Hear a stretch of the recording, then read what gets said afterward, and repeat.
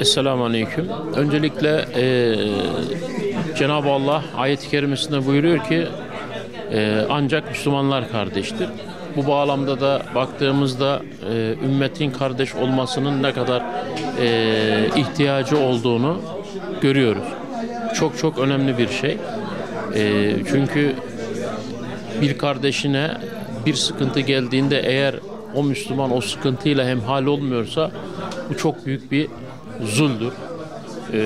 Ve ne yazık ki halkı Müslüman olan ülkelerin insanları Gazze'deki kardeşlerimize cansiperhane bir şeyler yapmak istediklerinde ne yazık ki karşılarında Siyonist yapıyı buldular.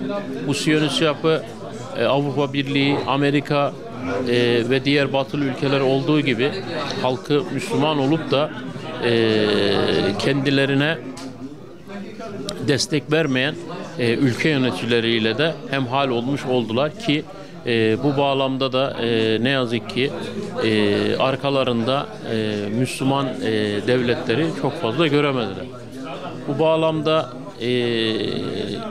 bizlerin bundan çok güzel bir ders çıkartıp daha çok birbirimizle kardeş olmayı, daha çok birbirimize sarılmayı, daha fazla birbirimizle beraber olmayı arzulamamız gerektiğini bize çok iyi bir şekilde göstermekte. O yüzden bizler geçmişten ders alan ve geleceğine yön veren insanlar olmamız gerekiyor. Mehmet Akif'in dediği gibi tarihe tekerrür diyorlar. Hiç ibret alınsaydı tekerrür eder miydi diye dizelerini söylemesinin en büyük sebebi de bunlardan birisi. Bizler inşallah bir araya geleceğiz. Müslümanları savunacağız.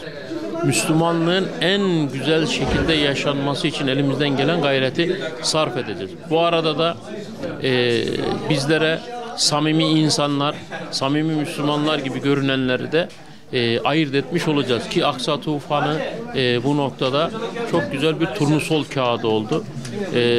Bizlere çok samimi olduğunu, çok iyi olduğunu gösteren ülkelerin ya da Müslüman olarak gördüğümüz kardeşlerimizin aslında öyle olmadıkları, bu bağlamda da sıkıntılı olduklarına birebir şahit olduk. O yüzden kardeş olacaksak bütün Müslümanlar olarak bizler yaptığımız hatalardan geri döneceğiz.